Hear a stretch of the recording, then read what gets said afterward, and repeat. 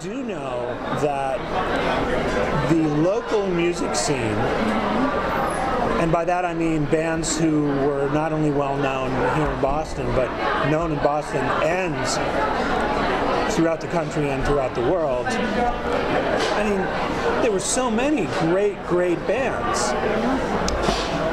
And I don't mean to sound like an old sourpuss. I don't think it's quite the same now, and I don't think it was quite the same before the late 70s either. I think there was a golden age of Boston rock and roll from maybe 77, 78-ish to the early 90s.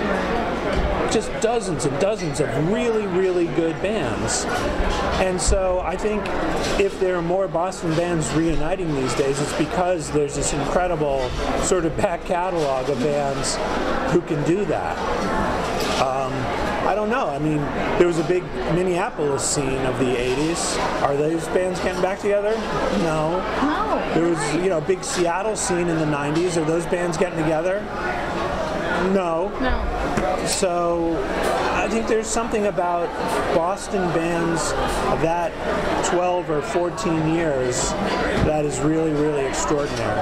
And I'm not just talking about Big Dipper. I mean, I could just list dozens of bands. Go ahead, list them. Yeah, I mean...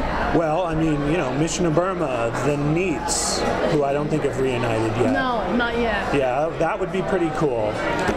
Christmas. Oh, why would they reunite? Salem 66. Sorry. I mean, you just keep going and going. Scruffy the Cat, The Flies. Did you go to the Scruffy reunions that they did? I did not. They were super. I think they were playing one of the same nights that we were. Oh, that might have been. Yeah. That might have been it. Or maybe it was Moving Targets. I mean, see, this illustrates my point. There's so many bands, good Boston bands, that they're reuniting and they're playing on the same nights. It's true. Which makes it hard for fans of more than one reuniting Boston band to see them all.